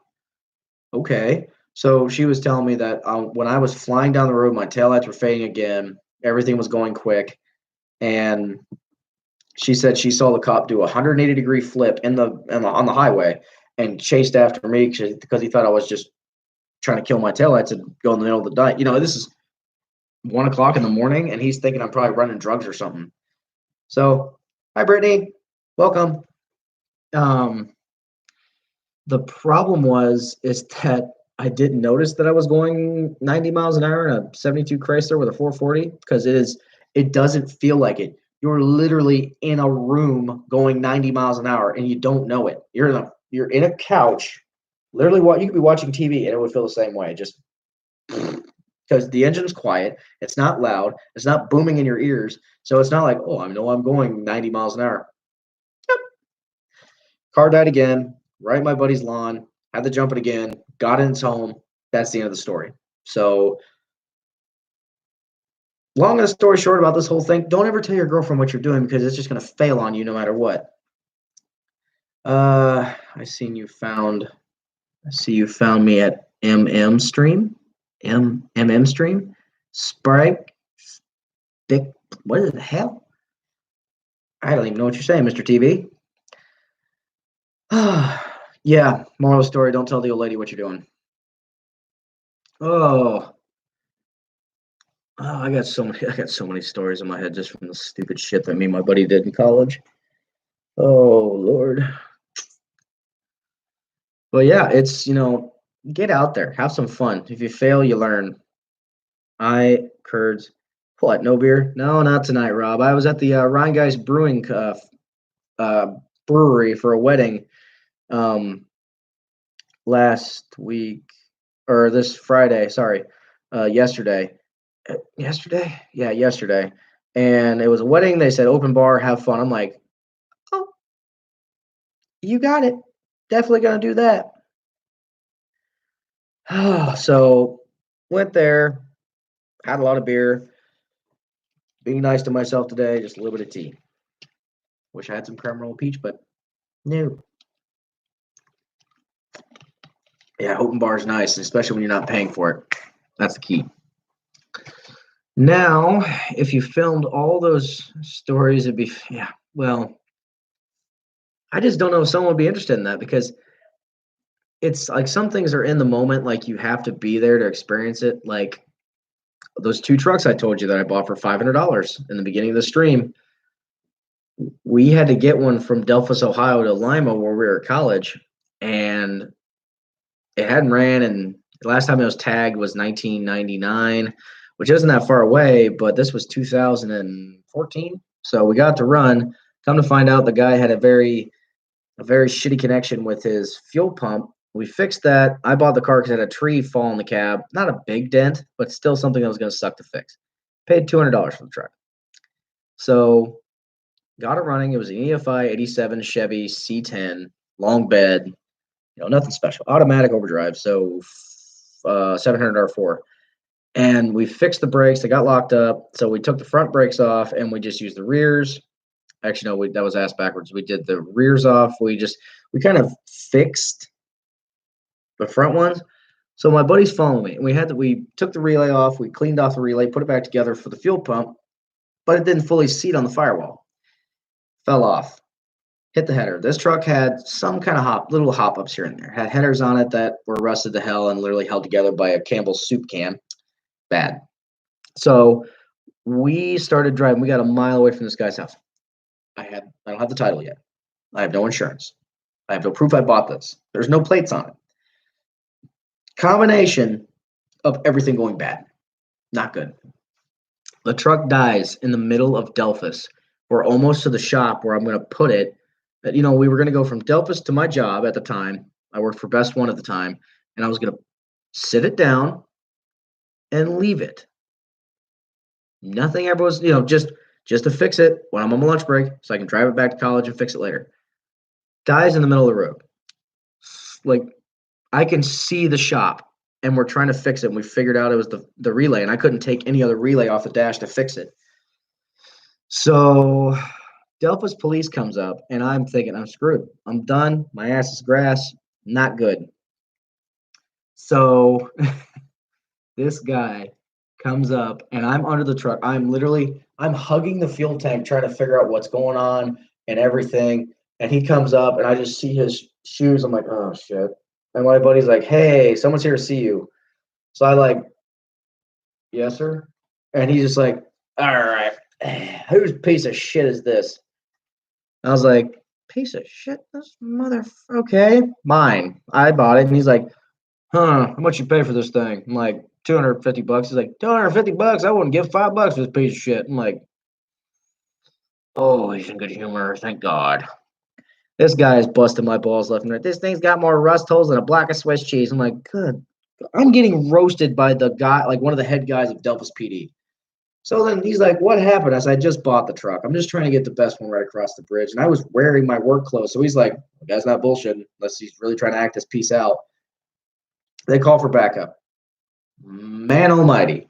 Two of the most strangest things I've ever seen. So we had a lanky, muscular, tall guy, beautiful blonde, and then this big house of a man get out of this cruiser. And it's just like, the hell did you guys come from?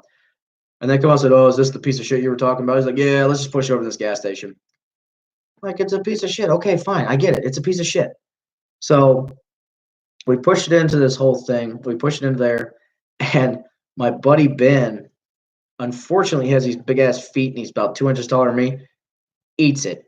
I mean, he eats shit so hard that he stands back up. But I'll tell you why I said he eats shit so hard. So then we pushed in there, and all the people at the gas station don't care. It's not a hazard. It's not going to catch on fire. It's not any place that's going to bother them. It's in a parking space. So they're like, cool, just leave and come get it this weekend. I walk inside being nice. I'm like, can I get you guys something like coffee or a granola bar or a donut? The same guy busting my balls goes, donut. Why is it always fucking donuts? I'm like, because you guys are cops. Do you want something else? The guy went, Reese cup. I'm like, okay, simple as that. Do you have to really cry about it? Fuck. So what happened was that we got my buddy's Subaru, and he didn't tell me. He's driving down the road, and he's going, he's doing this number. I'm like, what the hell is wrong with you? He's like, oh, well, at least I can kind of see the road now. I'm like, what? Get out of concussion. And he didn't even tell me. And he drove me all the way back to Lima, and I wanted to strangle him and kill him off after doing that. Long of the boring story short, we got the truck back. We sold the engine and transmission to another buddy of mine, which he was not happy because the front brakes had locked up again. The rear brakes were completely freed, so we had to move the truck to another part of the college, and we were burning tires all the way over to the other side. And he's like, what are you doing? I'm like, nothing, just checking the engine for you. Be fine. Oil pressure's good, I think. Yeah, so there's another story. Ta-da. Okay. Now back to you guys. Come on now. Do you smoke that grass? No, I don't smoke weed. I barely do ibuprofen or leave. So if he thinks that's bad, he hasn't seen my truck. Right? He had high standards. He was one of them, how do they say nowadays? bougie, upper class. I don't know. Like, I don't get lingo nowadays. But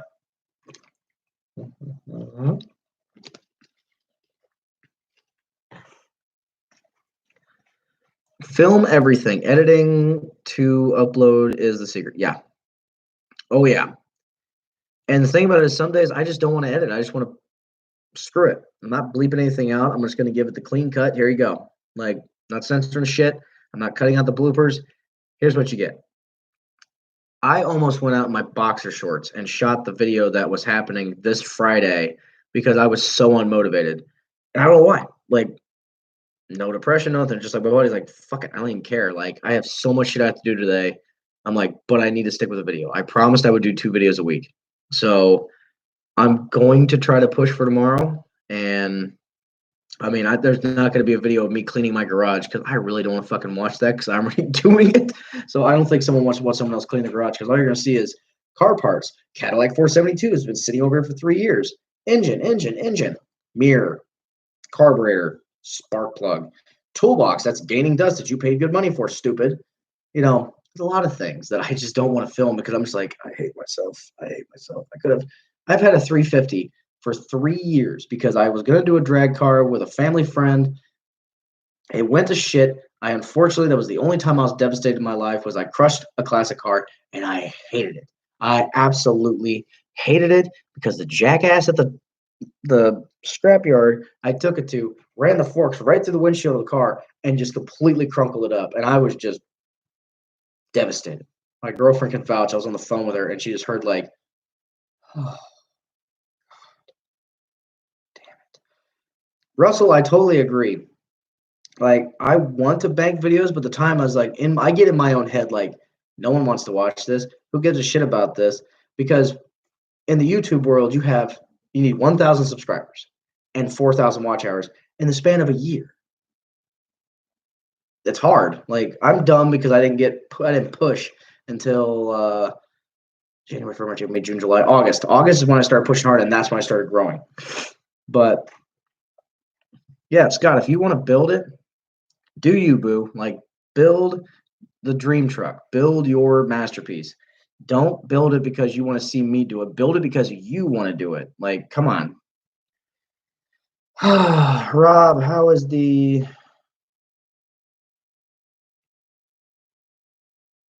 sorry. Rob, how's the cleanup of the property going?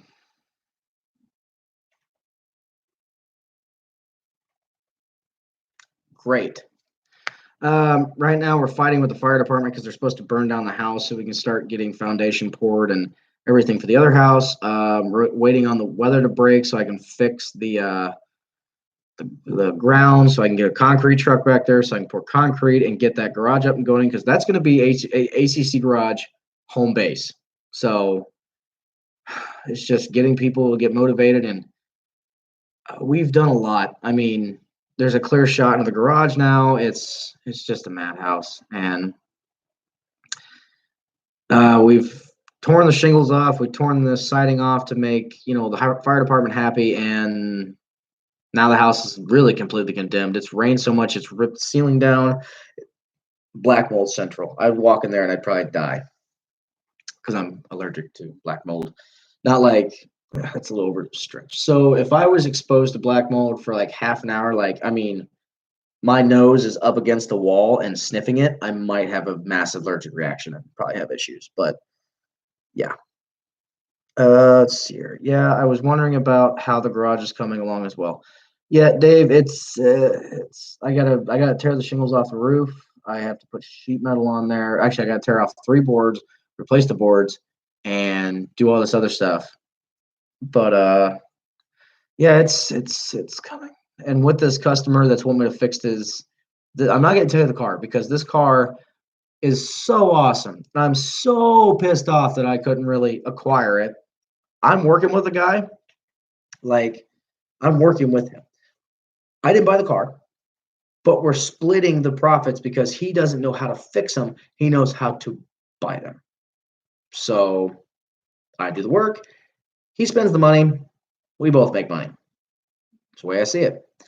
So you'll probably see that in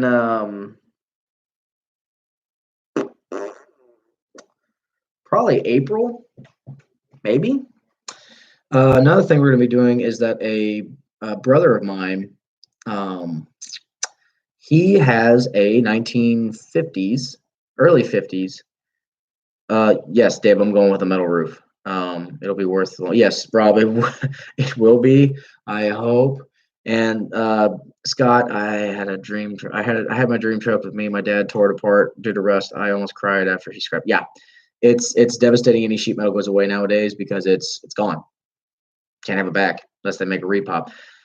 Classic. Even when 1K subs and 4,000 watch hours, unless you're pulling in thousands and thousands of views per video, don't expect more than a few bucks. I mean, I'll take $1.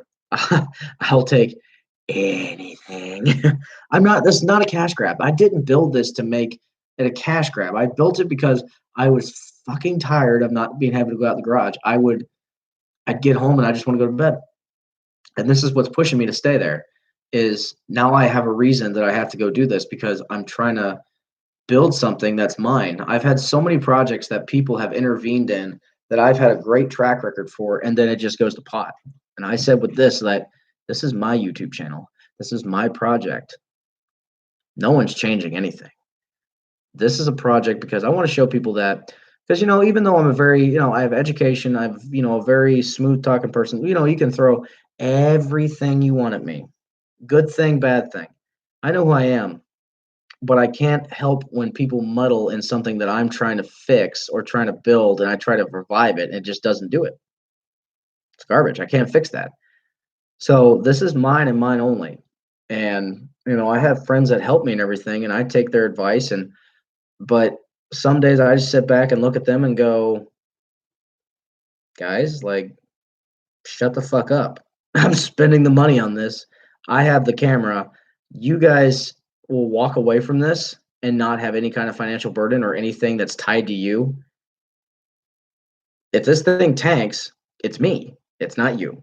But the main thing behind A.C.C. Garage was to help push small business and to get my lazy ass back into the garage because I missed it. The happiest years, was when I was in college because I was surrounded by so many technical people and actually be able to have conversations about having fun with cars. I work for, a company that we build armored trucks, but no one knows how to turn a wrench.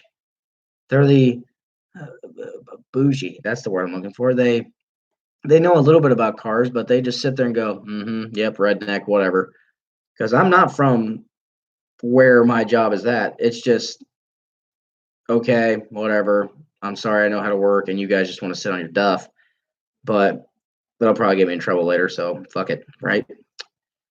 A lot of memories were made in it. The dog rode in before he died, and fence ripped the Raider in 1979 or 78 Chevy K20. I'm sorry, man. David hangs himself. Hand motion. Also, David great. Yeah, that's my sense of humor. Like, I have what I call the military sense of humor. There's a lot of things I'll joke about. There's also a lot of things I won't joke about on here because a lot of ex-military, ex-marines, army, air force, navy, and you want to hear some fucked up jokes. Woo, it's bad. It's really bad. But another thing is just like I wanted to try with this YouTube thing. I wanted to try my hand at it, and I just thought, you know what, you're already doing this shit. Why not do it up with a camera? It's not gonna be that hard. Using a camera makes everything 5 times longer. It does. It honestly does. So another thing, I'll tell you a personal thing about me. So if you ever see me doing this and moving my eye around, it's because I was young and dumb and not trying to be a Debbie Downer, just speaking from experience, but more YouTube videos I made up on YouTube, but the more videos I have views have gotten, the dollar has gone up. I'm already not making any money. I'm just motivating myself to build something that I want. Even if A.C.C. Garage fails, I get monetized. I do this, that, and the other, cry, whatever. And it doesn't go anywhere past 1,000. I'd be happy with 1,000. I've made it to monetization where some people can't even get to monetization. Like, that's a win. That's something some people can't even accomplish. And I'm not trying to badmouth anybody. It's just, I just want people to know that I am doing this for myself, and I want that it's my little trophy that I got it. Just cool. Hey, Rob, was that truck red? The flatbed on it? I'm going to build it with my Franken truck because it was based on my 78 K20. Yeah. Let's just say this, Rob. I did own a D350 at one point in time, if you know what I mean. Let's see here. Yeah, build your Franken truck, dude. Do it. Like, get on it. Don't blow your money everywhere. Just like, I got to get this, that, and the other thing shiny, whatever. Just do it.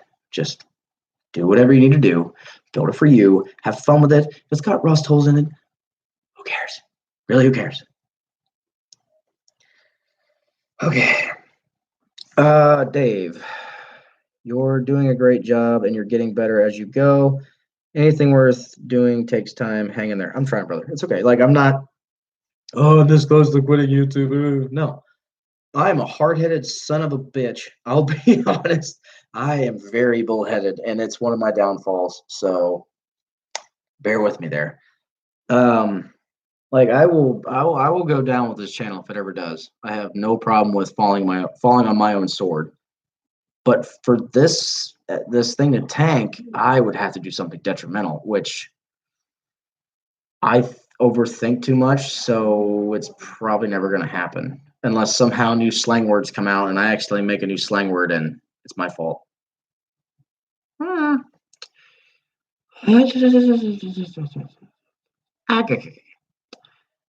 You are getting better. Thank you, Russell. I greatly appreciate it. And here's the thing: like people always go, "Oh, I need this. Oh, I need this. I need this satisfaction of knowing I'm doing better."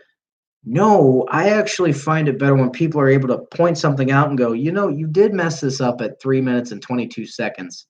I'm not saying you guys need to ball bust me every fucking time, but I'm the kind of guy just like, good job, thank you. That's it. I'm not. Oh, I need all of this stuff to make me feel good to be a person. No, it's just I'm building something and I'm learning, and I can't learn with someone just sitting there going, "It's okay, it's fine, you'll be fine, it's all right, it's all good, you're fine." Yeah, fine, fine. No, that shit pisses me off more than anything. It's like I don't want people to coddle me and give me the kid gloves. I want to be able to build something off of rapport, learning from people, what I like to do.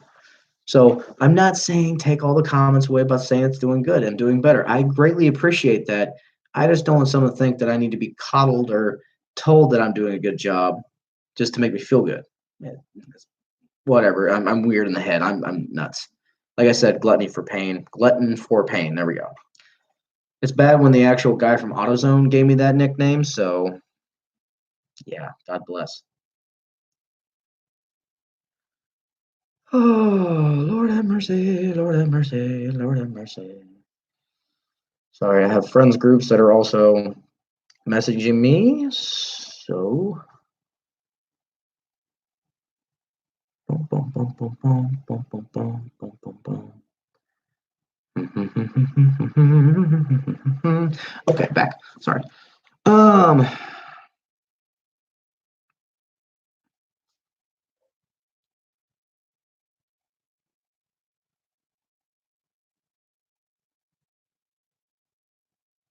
Sorry. Shit. YouTube. Okay. Oh my god, so much on the screen now. Oh my god. What have I done? I fucked up. Okay. Rob Call, gotcha. Yeah. Just a place I put trucks and sell them. Guy doesn't care. The frame. I also know the guy. I'm not saying go put shit out there. Just I know the guy. The frame and everything underneath came from 1978 K20. Okay, it's the same frame. I think 1980 was when they changed everything. Pissed. Supercross canceling it, dude. They're canceling everything in the state of. They're everything.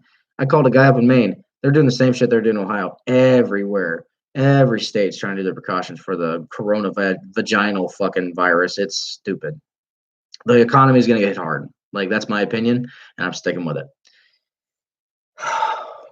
Me and Gremlin voice. Oh, shiny, must have. Must have shiny. Oh. Also, regular me, Scott. It's a junk ass Chevy truck. Who needs chrome? Right. That's me every time I get on Craigslist, Facebook Manager. It's like, ooh, shiny new project. Oh my. Don't sell your old car.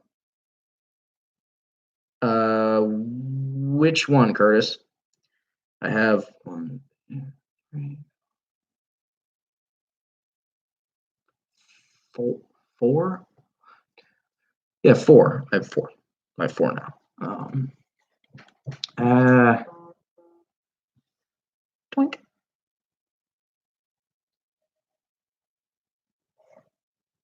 You won't be able to buy any new ones. Yeah, I technically can because I made profit on the last one I sell. I try not to sell anything. Like, I'm not that kind of guy that does the, stats or strokes or whatever it's called. I try to sell everything as much as I can for profit, even if it's $1, because I try to do things right and try to do the thing on budget, but sometimes that shit don't happen budget wise, not the doing it right. Yeah, it's just, yeah, that and just, I hope I'm not the only one that like looks at basket cases and go, I can fix this. And then you go and get the basket case like, oh shit, oh no, I see why it was a basket case and so cheap. Why do I like cheap things that have drinking problems? Oh god. But hang on, also needs to from the marketplace. Always cool to find cheap products showing up, but I've got no room in the shop. I have no room either. And the problem is with me, it's like, I could really use that fender. Oh, I could really use that bed. Oh, I could sell this. And then my brain goes, you fucking idiot. You already have enough to work on. Stop it. It's literally that whole meme about the guy going, ooh. That's me on a daily basis. It's bad. 2 things. You need to finish stories. What happened to your eye? Set a time limit on your stream and stick to it. 2 hours. We got half an hour. So I do this because I was young and dumb and I like to play airsoft with my buddies. And we decided we were doing this in the big old pine tree farm. I mean, loads of pine trees. And so we decided that we were going to go find the other people. There was no talk about starting. It's just, we're going to go find the other guys. And we're all sitting at the tree line and we see them. Someone opens fire. I don't know that I don't have my safety glasses on me. So all hell breaks loose. These guys have high-powered MP5 replicas of these guns. And we all scatter. We all kind of improvise who's on teams. And I had this brand new, I still have it, a 1933 Thompson like typewriter, gangster style replica that I loved. And I really liked using the gun. It was all electric, fully automatic. It was cool. So we're going. I'm thinking I'll be okay. I'll be all right. I'm getting there. Don't worry, Scott. But we went and I came around a pine tree and just saw the guy and he turned around and opened fire and unlucky me, it sucked, but I had a direct hit to my eyeball.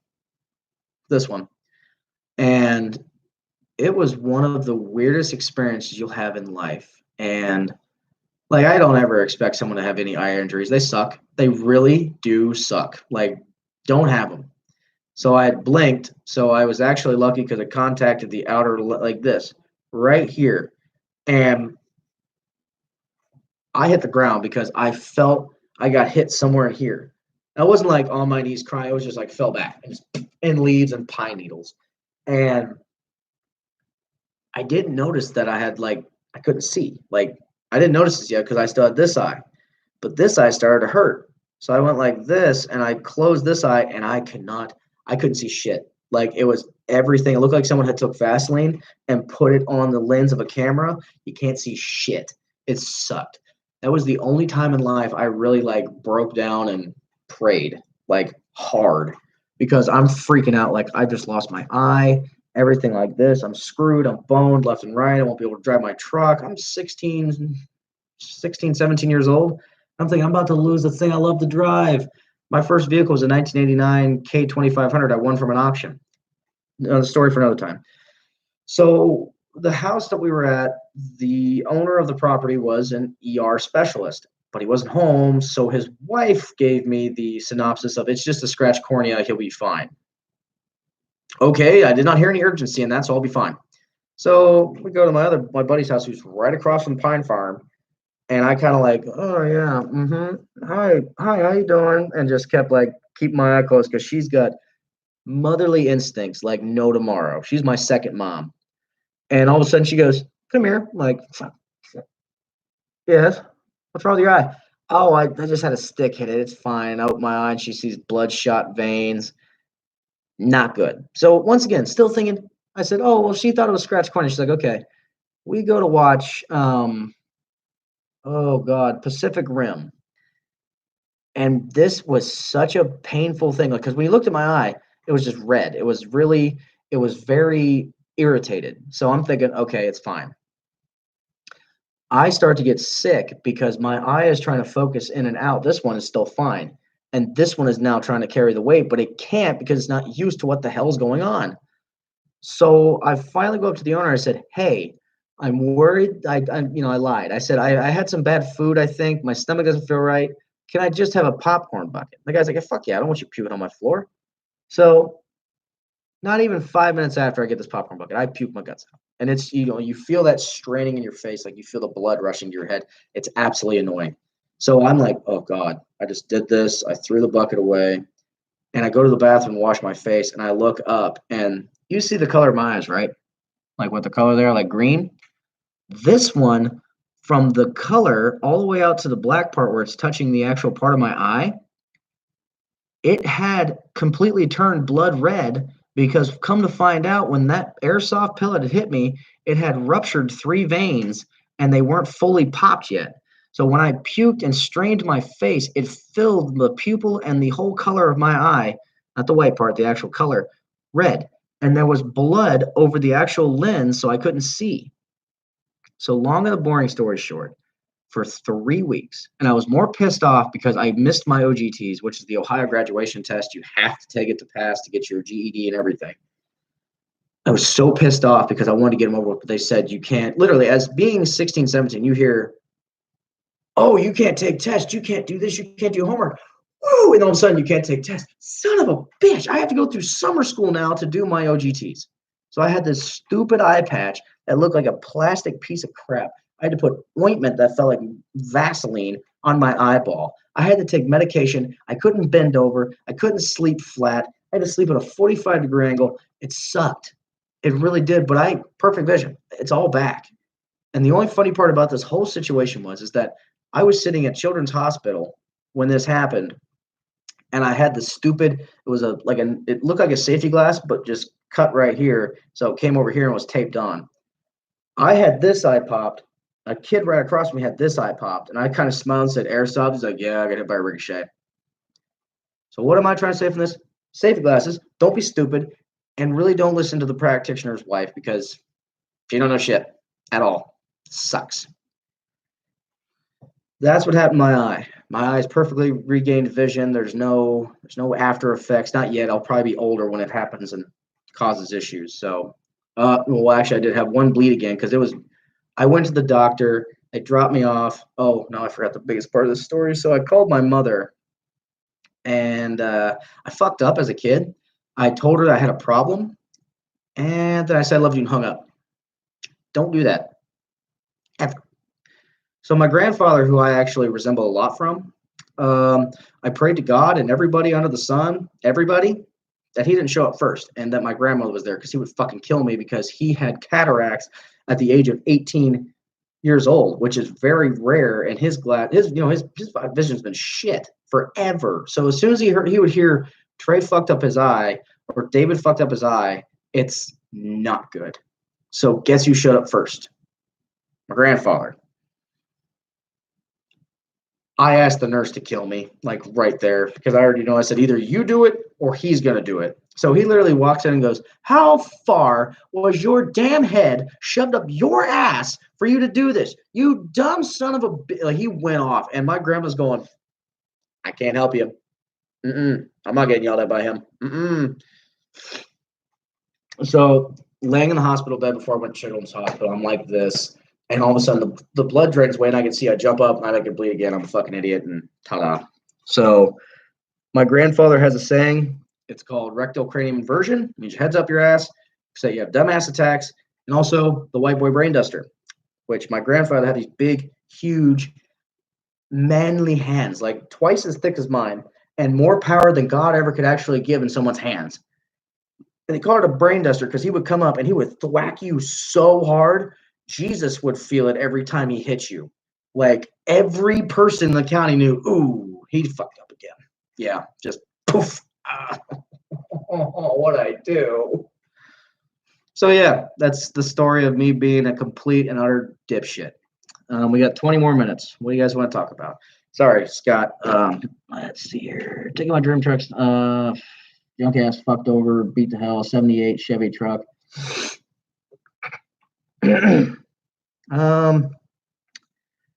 Yeah, you could do the rattle can job. That went too bad. Do you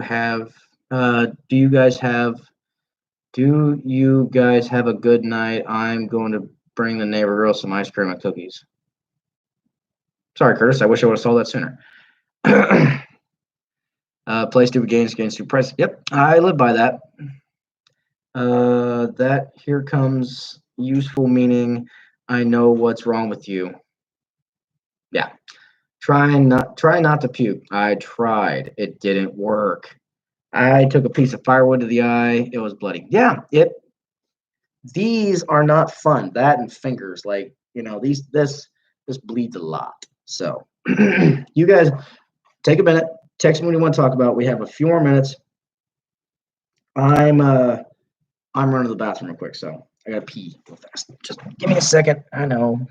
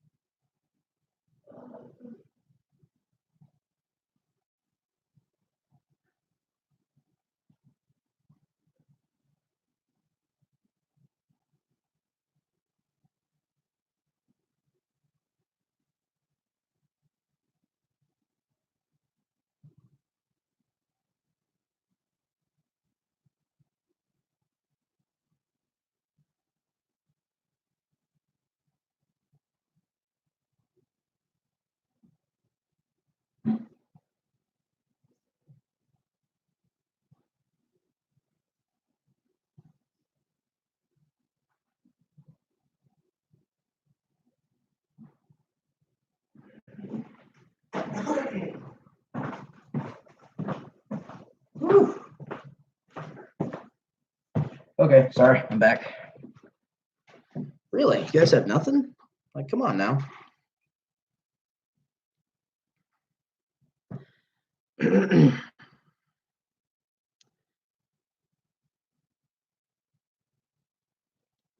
Sorry.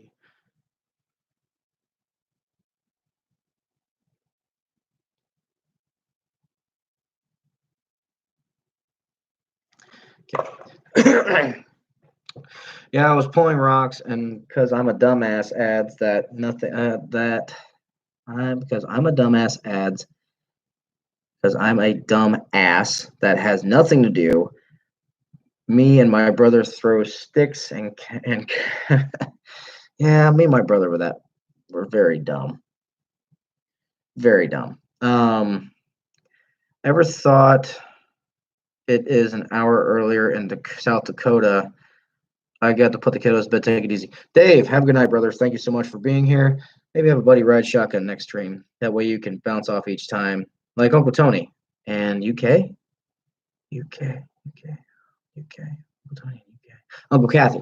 There we go. Jesus. And he hit me in the head and screamed and cried like a little girl. Yeah. I mean, I don't think me and my brother, well, we bounced each other's forehead off the hardwood one time when we lived in Maine. So, yeah. What was 2 minutes left felt like 2 hours. Yeah, right. It's weird how like all of a sudden there's dead air. Oh no, what are we gonna talk about now? I actually don't know what the delay is right now. It's really weird that it doesn't like. I don't know. I wish it was like 1 to 1, boom boom, everything's good. But now it's there's always something because I'd rather just be like messages and this and that. And it's just like everything's good, everything's great, just cool. But it never works out that way. So who's all here? Sound off. I know Scott's still here. Russell's here. Rob, are you still here? 8 people. Congratulations, everyone, for coming to the ACC Garage. Congratulations, Corona-free live stream. Hey, Rob, thank you. 15 minutes, guys. Come on. What do you guys want to talk about? Like anything under the sun. Whatever. Russell, thank you, sir. Just let's talk about anything, or let's talk about that. Even if it's just about your favorite YouTubers or what you like to see on YouTube, something like that. Like, I don't care if it's not like related to me. I just like talking, like getting to know my audience. So, yep. I'm on sell hard to type. On sale on the, yep. Can we go to 9:30? Scott, 9:30 is already 9:30 here in Ohio. It's actually 9:46. Motorboating boobs. Just there you go. I did it. There's a technique to it, and the small booby ones don't like it. So there you go. I entertained you, Rob.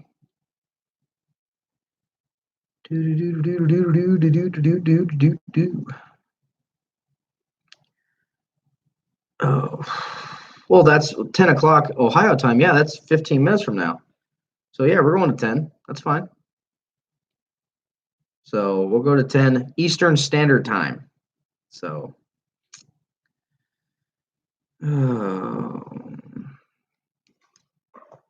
here, I only ask no politics, no corona. How about that? Virus. I don't give a shit about the beer. 13 minutes. It's 9:47 here. We're an hour ahead. So,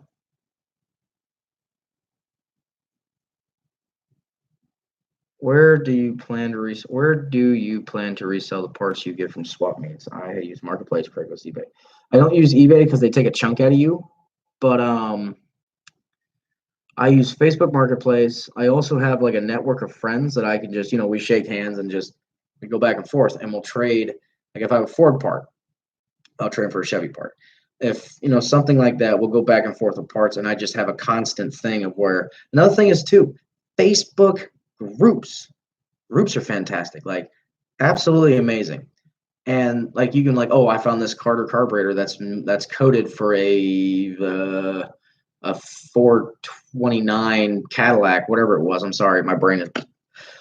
So you find parts that are something specific, and then you can go to that thing, and they actually pay good money for shit, or just be part of groups, and it'll just kind of share and topple and everything else. Craigslist, I kind of use Facebook Marketplace, bueno. And if I'm selling vehicles, high traffic areas that that people are coming from different parts of wherever, Ohio, Arkansas, California, like that's how I sold my truck. I literally put my truck up for sale for a week. Some guy saw it, he liked the cab, had no problem paying the money for it, sold the week. Just from sitting, I didn't even post anything about it. Nothing on Facebook, Craigslist, no one telling anybody anything. It's just put it there for sale sign, it's gone. That was it. Just knowing your friends, knowing your people, and Marketplace is good, Craigslist is good. I can't say shit about eBay. I don't use it. I don't like them taking chunks out of me. So that's that one. You listen to Talking Mopars podcast. Pretty good. Haven't? Let me take a photo of that. Next question. I'm looking for a 1984 to 1985 VW. VW. I'll take a photo of that too. Boop. There we go. Westphalia, if anyone sees one. I'll keep my eye out. Hey, I like your swap meet videos you just did. How about some swap meet stories or goals? What's your general strategy for hoarding? Um, so when I buy parts, I think about like, there's not a ton of LS parts that are sold at swap meets. It's mostly old school iron. And you got to think of the engines that are still in play. So, okay, small block Chevy stuff that'll kind of still sell, but the price ranges have gone down. I mean, holy crap. I mean, they used to be the hot ticket item, and now it's just a meh, whatever.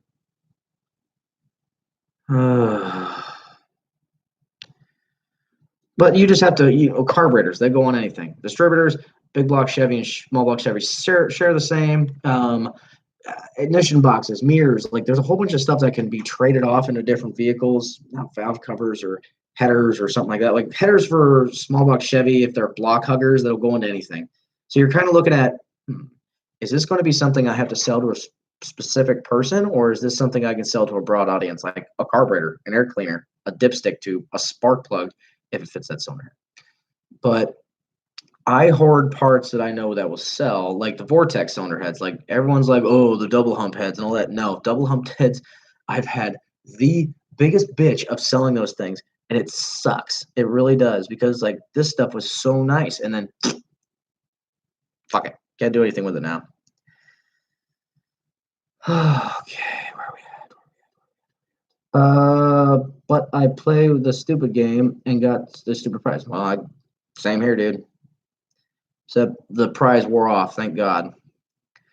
I don't like reselling on Facebook groups. They're full of experts that I think, well, if that expert knows what he wants, he can more than happily purchase it and then shove it up his ass because you're correct, because you did the due diligence of your research. So, no glove. How do you know, or do you know of any old junkyards around this area? Mount Sterling. There is Wagner's. I went to that one in one of my episodes. Old. Depends on your definition of old, because I've told people, the people tell me like, oh yeah, the old '90s cars. I'm like, old '90s? That's old to you? Oh, I heard the prices also go down at big auctions as well. Yes and no. Depends on what you're buying. I mean, everyone's gonna be like, "Oh my God, classic car! Oh, money! Oh." It's bullshit. That's all it is. And then, swap meets. You always have guys like all of us. Oh, that old. Oh shit. Wagner's. I think their shit goes all the way back to the 30s, maybe 40s. Um, but you always have guys like us that are walking around trying to find the next deal. But there's just some guys that are the biggest dickheads in this world, because they're going to try to bully you to get to a price that they want, which that's a way of doing it. That's also a way of pissing someone off and just getting the price jacked up on you or not getting a part. So, yeah. All right. 7 minutes, y'all. Let's do this.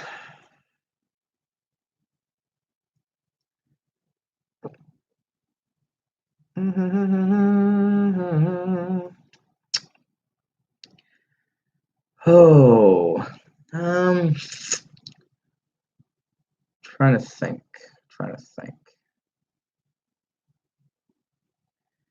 Yeah, the problem is with the people that, like, going back to the whole having a side by person.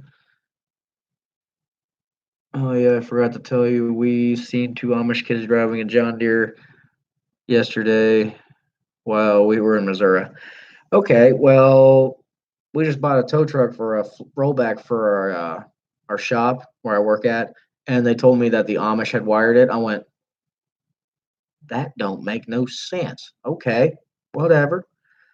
Good night, y'all. Seeing you next time my advance starts drinking heavily. Good night, brother. Also, your 318 build series is cool so far. Hopefully, I'll get back on that bandwagon, because it's taking forever at the machine shop, and yeah, that's what's taking forever. That and just trying to do $1,000. And I was very ambitious with doing $1,000 Mopar build. I figured I can do it, and you're gonna see a video where I'm gonna call it the master, the master dumbass list, because it's going to be if I would have just started out this build by using what I have instead of going out and shelling out money on heads because they were cheap, or actually being level headed and thinking, what can I do with this build? How can I do this? And you're gonna say bullshit because I'm gonna have three different, there's gonna be three different scenarios. There is the hell build, which is what's going on right now with pouring money into cylinder heads, having to buy more cylinder heads, having to get parts, this and that and the other, and this failing and time and everything else. And then the kind of disrupted kind of thing, like kind of, oh, you bought an engine with a cracked head, get another head. That's how much it costs. And then how much it would cost if you just had a good set of heads and redid them correctly. So it's the wonderful, heavenly, awesome, cool build that nothing goes wrong, completely to the damn Friday the 13th Black Cat nightmare of a build. So I'm not saying it's there yet, but it's getting close. So great. Swell. But yeah, I'm gonna try to make it a thing where and if say if the growth keeps going at the rate it is, I'm okay with doing live streams for every 100. That's no problem to me. I find it awesome. I like talking to you guys and getting to not just comment. Okay, I gotta comment, go. I do try to put everything into my comments and everything, but I feel like this is more of a connecting thing. Cause you're just like, oh, you could be sitting on the shitter right now, thumbing off a damn comment, but I'm sitting here now talking to you guys because it's what I enjoy. Like, I'm here to entertain you. They don't do electricity. Who in the hell told the Amish to wire the truck? I don't know. Sweet. Yeah, it's good information to have all possible scenarios. Yeah, I don't like people thinking that every engine build is going to be a walk in the park, because holy shit, it's not. No matter what you're doing, something can go wrong, will go wrong. So pretty much, I don't want them to be scared. Like, this is how much the hell build has become, but then look how much it could have happened if everything went a little bit smoother. But you can't always rely on that. Here's my window, and my window is going to be this. Doesn't work, because you're trying to squeeze an elephant through that damn window, and it's not going to work. So you have to get the window bigger and bigger and bigger and bigger until it works. But unfortunately, all it is just you already invested. So yeah. How do you know I was sitting on the shitter? I don't. No clue. I just said, in a scenario, just pretty much like, oh yeah, he could be sitting on the shitter and he could be sitting off a thing. Have I done that before? Maybe. I don't know. Can't remember everything. I barely remember what I had for breakfast. But yeah, I got a lot of, just goofy ass stories that I did throughout my childhood. And one thing I forgot I was going to say is that I think I said earlier is that there's no way I'm going to get the coronavirus, because I was raised on the rub dirt on it, it'll be fine. And I ate a lot of dirt. So I'll be fine. So, alrighty, guys, 2 minutes. Come on now. Don't stop to get enough. Let's hear it. Let's see it. Let's go. Nope, not spying on you at all. If I can't even get out of bed to take a 3-minute video, you think I'm going to drive all the way to where you're at to spy on you? Nope. But I'm going to try to push more, can we go longer, please? No, Scott, I can't, dude. I got to get up. I'm sorry, brother. I've been rough on my body the last 2 weeks, and not as rough as the men and women of these United States has done, but I've been running ragged. So, no matter what I do, there's going to be someone out there moving harder and faster and, doing more than I can. So, but I appreciate that, because that just gives me something to look forward to. So, ladies and gentlemen, we are now in the last minute. I'll go ahead and say thank you for everyone. Let me look at the count. Hold on. I do believe it's 418 subscribers and 418 subscribers. I appreciate every single one of you, and I wish they would actually let me read off every single one of your names, but it won't. So, yeah, looks like you're done. Maybe 1.5 hour next live stream. Yeah, well, it's not that I'm done. It's just I wanted to give you guys as much time as you guys wanted to, but I can do 1.5 hours. I can do 2 hours. I did 3 hours the first time. But hey, ladies and gentlemen, thank you so much for actually liking this video and coming to this live stream. I try to make videos funny. I'm trying to improve myself. I wanted to make sure that's something you guys want to watch. Make sure to pass it on to your friends. Also, do not forget that there's going to be a live stream tomorrow with Uncle Tony's Garage, 8 o'clock Eastern Standard Time. Be there. I'll be there to just bullshit. Good night, Scott. Thank you, Russell. Everybody, thank you for watching. Have a great night. And I'll see you guys in the next video and the next live stream. So thank you all for watching. Y'all are great. See you.